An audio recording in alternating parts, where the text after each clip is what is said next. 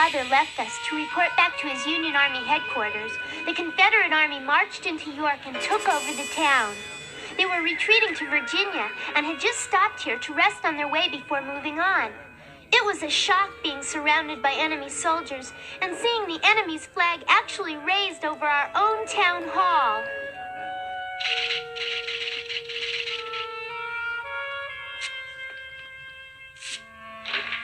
Anything new? Only a civilian message, sir. An order for cows. Not a single wire has come in for the Union Army since we arrived in town. That means we haven't been detected, son. I intend to keep the Union generals guessing just as long as I can. Yes, sir. Stay on the wire. I'll check with you later. Yes, sir. Mr. Jessup, our town mayor, met with the community leaders to discuss the situation, but they were powerless to do anything about it. We were at the enemy's mercy. Good afternoon.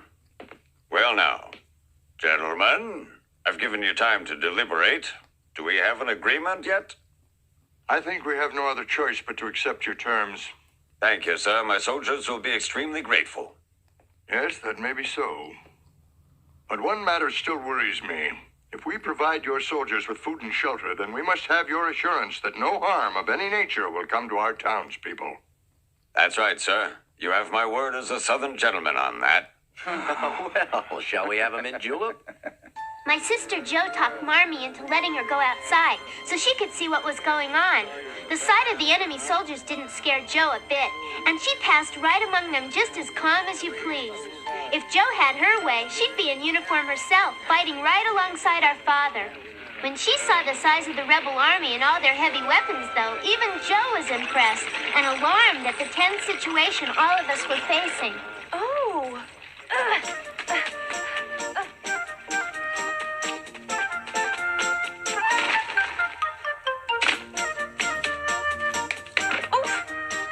Open the door, please!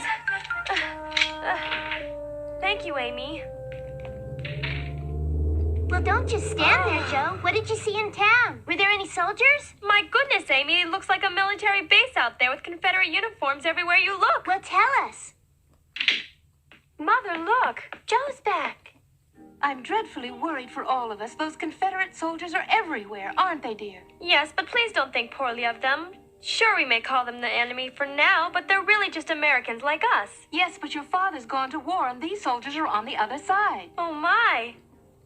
I guess I never looked at it like that. This is altogether too confusing, isn't it?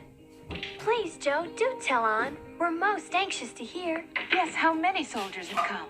Oh, I dare say there's far too many to count, and they've brought some big cannons with them.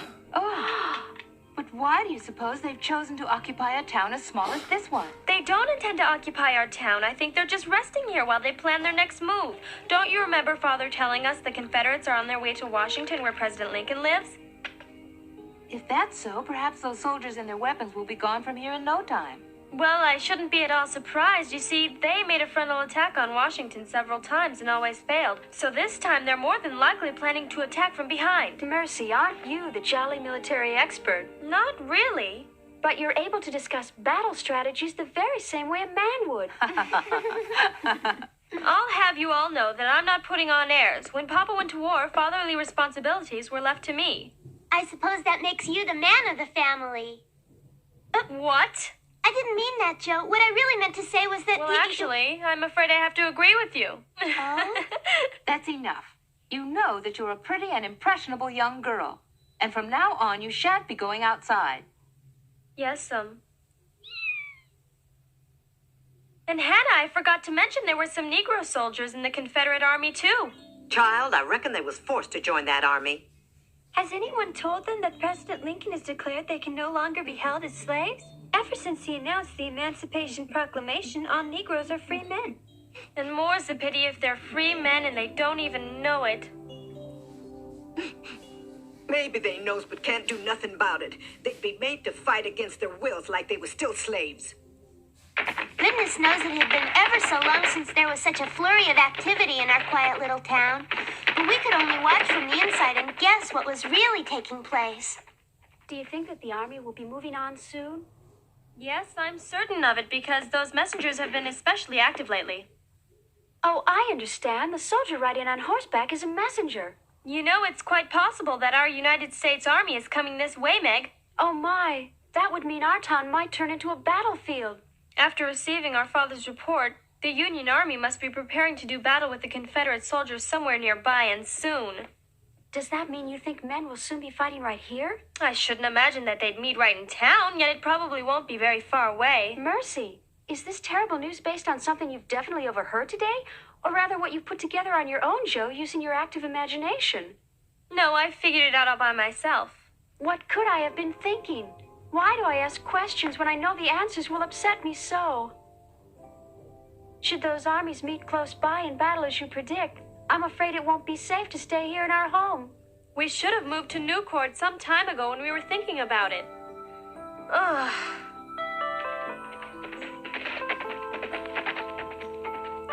While Meg and Joe were all in a passion over the war, elsewhere in the house, Hannah was concerned about matters closer to her own heart. Miss Mary, I was just wondering, do you think the Confederate soldiers could force the colored folk in this town to fight alongside them in the war? No, dear, I wouldn't think that would be possible. Thanks to Mr. Lincoln, all the Negroes are as free and independent as any white man. Slavery simply no longer exists. Well, Mr. Lincoln may say so. The fact is, the whites in the South still think Negroes are slaves and treat them that way. Let them believe whatever they like, Hannah. Nonetheless, things have changed. And some people just can't admit that yet. But all of your friends are free to come and go as they please around here. Thank you, Miss Mary. Things will be much better in the world when everybody's treated equal. Mm-hmm. Hurry, Dad. It's time to move out. Yes, sir. Where's John? Has anyone seen him? Hey, anybody seen John? No. You suppose he just ran away?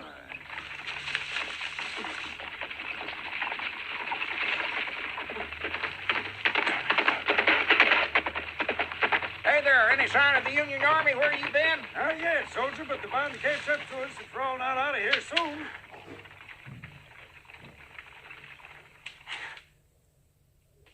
No, sir, I can't find him anywhere, sir. That coward, he's run away. Everybody spread out and find him. Now do I beseech thee of everlasting grace, look kindly upon us in this mortal race. Yes, airy sprite, please do show us the way, but still in my heart I must say, oh, charms and potions canst thou see we need. Deliver yourself now, and with elfin speed. Joe? I fear that something's wrong with Milky Ann. Could she be sick like last time? I don't think so. She drank a lot of water. Her tummy's just bloated, that's all. Then you know what'll happen next. Now quickly, Beth, take her outside. But I promised to watch her carefully. We're not going to clean the carpet again, young lady. Outside. Joe can be such a crosspatch sometimes, but Beth's common sense was every bit the equal to her fondness for Milky Ann. She wished with all her might that the kitten might soon take the hint, which it did.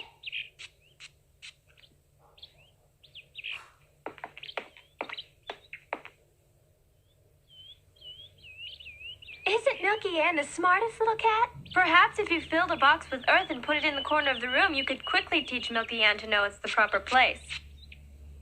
That's a wonderful idea, Joe. Where would I find a litter box? Take a look in the work shed. You should find something there. Hey. Ow, well, hey, that's it. That's a good little puss. Oh, hey, cut it out, kitty. Ow, that hurt. You've been bad. Now come here, you little Dickens. You come on, puss. That's it. I won't hurt you. Yes, calm down. Aren't we the fluffy little troublemaker? Have you found the box? Beth, dear. Milky, I wonder if something's wrong. Beth? Have you found a box? Beth? Did you hear what I said?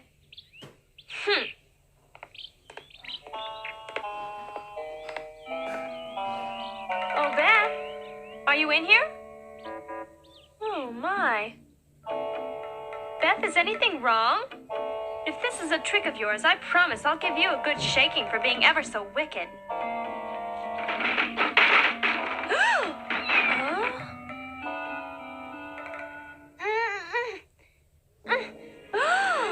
Beth, good heavens! Oh, my. Who are you, you terrible man? Let her go right now!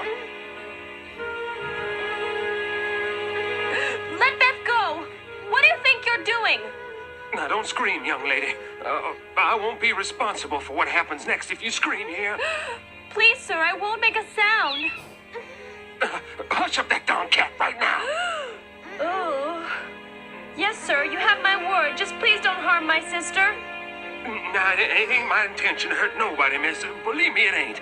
Then what do you want with my sister? And why are you here? Please tell me who you are. I's John.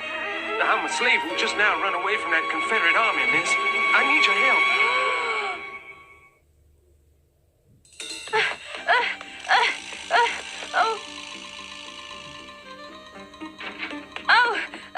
Marmee, you have to come with me right this instant.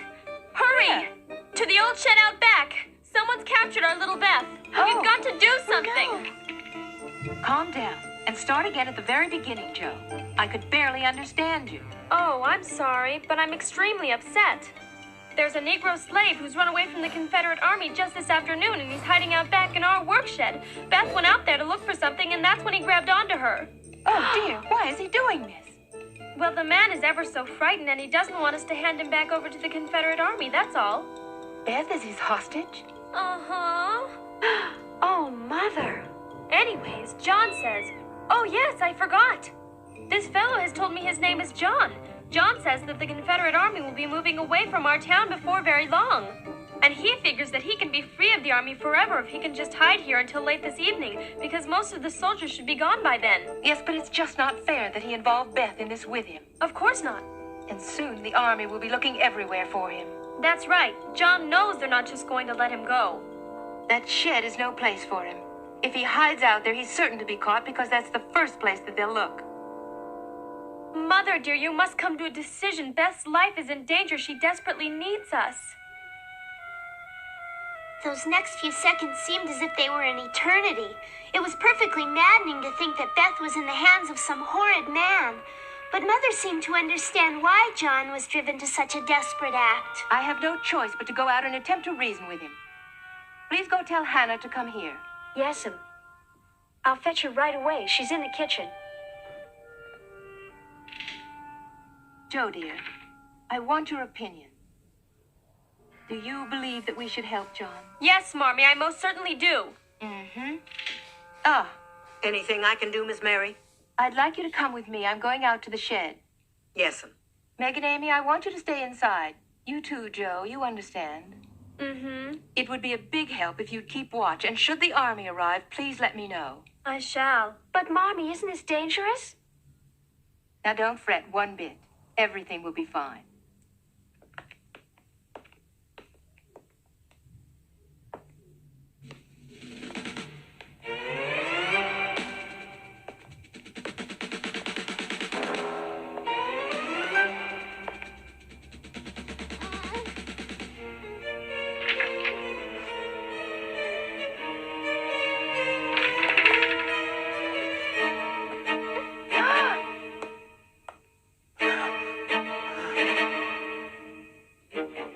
Don't be afraid now.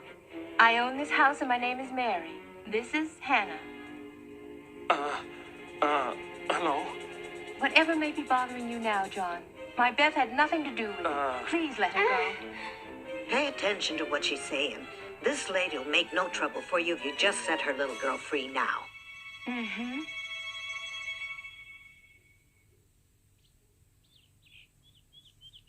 You know what it's like to be held against your will? Isn't that why you're here? Well... Son.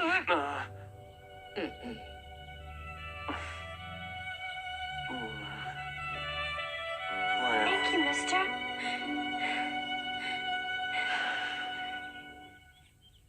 Go on now, young lady. Mother, I knew you'd come. Oh. Everything will be just fine now, Beth. I'm not going to cry anymore. I'm almost a grown-up. Beth, now go back inside. Your sisters were worried about you. I'm going to stay here and talk with John for a while. All right, Mother. Goodbye, mister.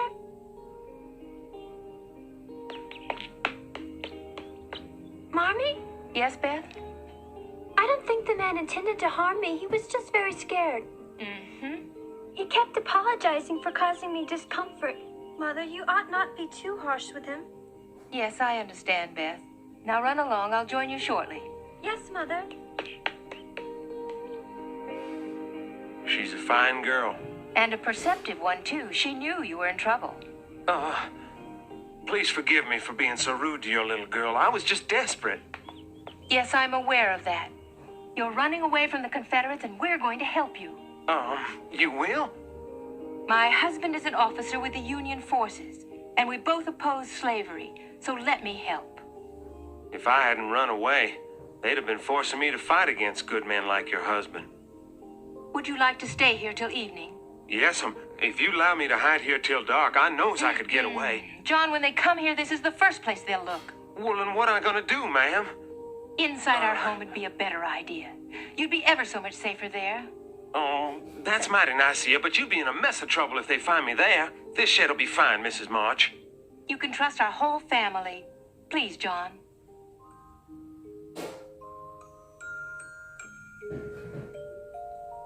I remember this as a time of fearful excitement and confusion. We were all relieved that no harm had come to Beth, and at the same time we were concerned for that poor runaway John. We fell to work with hearty goodwill in the hope that he might soon be free again. You girls have never seen this, have you? Hey! No one will ever suspect this house has a cellar. So few in this area were made with one. No, Mother, I had no idea. Me neither. Our very own hiding place. It's dark as a tomb down there. There you are, John. It isn't very large, but at least you'll be safe. Don't you be fretting, it looks fine. This is more help than I deserve. I'm much obliged to you. Watch your step now. I'm sorry, but you can't have a light down there, you know. Don't worry. We'll come and get you the very minute the danger is past, John. If you're ready, son, I'll close the trap door now. That'd be just fine, ma'am. And thank you.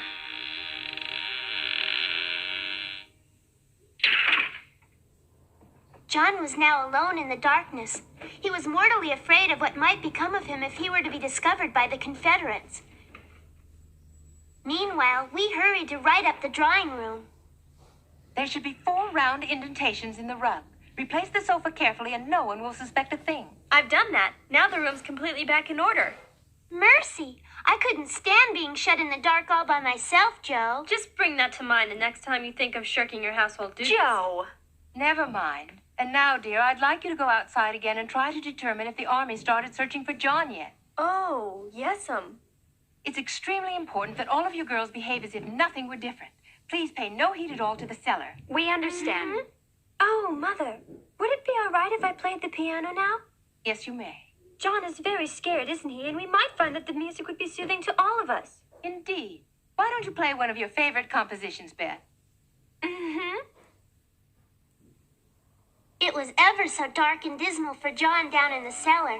But when Beth began to play that charming piece so splendidly, I dare say that his spirits improved almost instantly.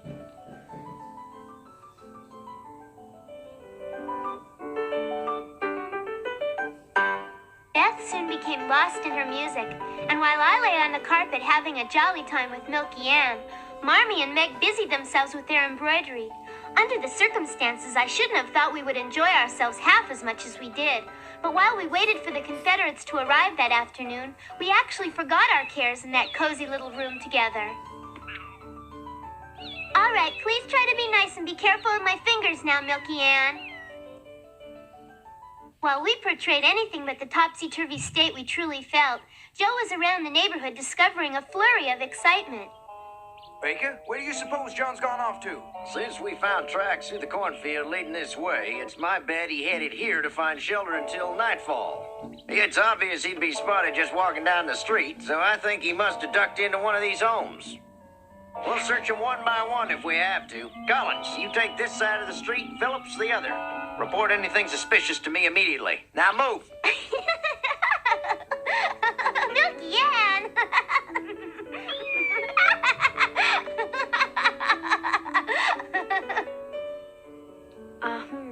My embroidery's getting better. Anything yet? No, and so much time has passed, you'd think we would have heard something by now. Well, perhaps the army isn't searching for John at all. Oh, Meg. You're simply not being realistic. Marmee, will the soldiers be coming right into our home? We just don't know yet. It could be. What on earth was that? It's only Joe, Meg. The soldiers are on their way! Listen, the searching party is headed in our direction. They're moving from house to house, going inside Marmee and questioning everyone. John couldn't make out any words, but knew there was trouble because the music had stopped so suddenly. Girls, please be calm. We're about to be put to the test, so make your father proud. And whatever you do, keep your eyes away from the cellar. Mm-hmm. Marmee, if it won't be a bother, I have a favor to ask you. Yes, what, Meg? Thank you. I just don't trust myself. I might ruin everything by casually gazing right at the cellar. May I go upstairs? Yes, dear, of course you may. Don't apologize, Meg. It's probably unnatural for all of us to be in the same room together anyway. So get yourself upstairs, dear, and don't even give it another thought. Marmee, may I go upstairs? Yes, you may. And you as well? No, I'm staying. Mm-hmm. Now, what would you like to do, Beth? The piano does make me feel a little less fidgety. So may I play? Of course. Thank you, Mother. All right, men, this house is next. Let's see if we get lucky. Weapons at the ready now, man. Anybody in there? Open up. Oh, Over my. the Confederate Army. At that instant, the whole house tensed up. Hannah felt it too, and it disturbed her extremely. We know you're in there. Yet not one of us was as mortally afraid as poor John. The soldiers were determined to find him and would stop at nothing. We have reason to believe a runaway Negro is being harbored here. The moment we dreaded was here, and we all knew we'd soon be put to a test of courage.